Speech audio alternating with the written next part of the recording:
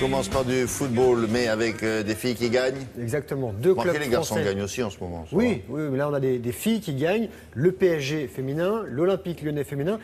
Et il y aura donc un club féminin en quart de finale de Ligue des Champions parce que ces deux clubs se sont qualifiés en huitième de finale et vont se retrouver. Donc elles s'affronteront. On regarde ce qui s'est passé hier. On va commencer par le PSG. Les Parisiennes qui ont eu une nouvelle fois aucun mal à battre les Néerlandaises de Twente après leur victoire à l'aller 2-1. Elles se sont imposées hier à domicile 1-0, but de Lindsay Oran. Et au prochain tour, donc le PSG affrontera l'Olympique Lyonnais, des Lyonnaises qui ont donné une leçon de foot aux Italiennes de Brescia, un score de baby-foot 9-0. Eugénie Le Sommer, ici en action, et Camille Abili se sont offertes des triplés chacune.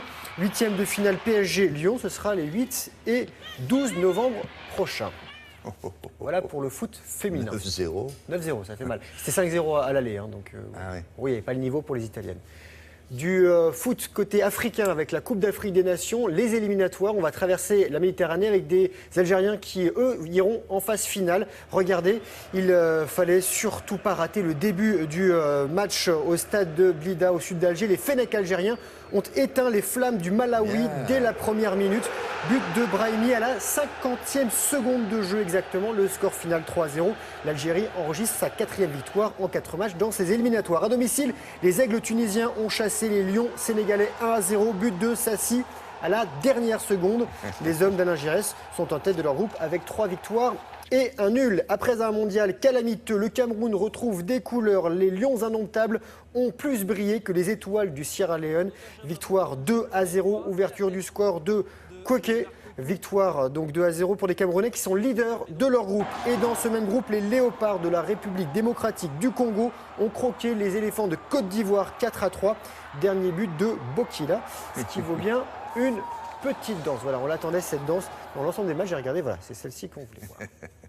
Qu'est-ce qu'on a d'autre? On a du basket avec des Français en Eurocoupe, c'est une coupe européenne. Strasbourg, ça se passe bien, regardez, pour son entrée sur la scène européenne. Strasbourg, leader du championnat de France, est allé battre les Allemands de Bonn 86-83. Prochain adversaire des Alsaciens, les Espagnols de Saragosse, qui ont battu Paris-Levallois.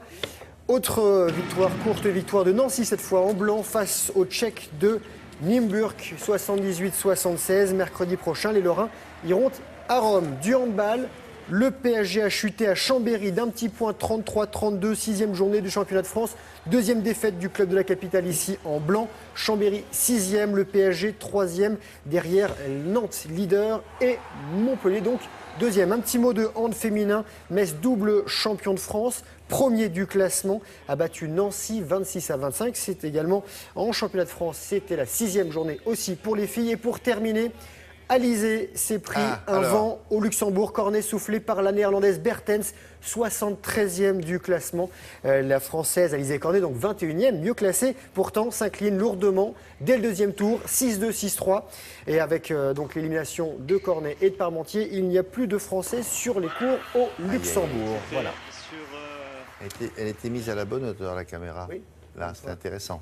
Pas trop. Oui, pas trop. Merci beaucoup, Grégoire. À plus tard. Bon, en ce moment, vous n'avez peut-être pas besoin de couettes ou d'énormes couvertures. Ça sera le cas aussi ce week-end. Oui, mais il faut prévoir. Hein. Alors là, on a trouvé un truc pour vous.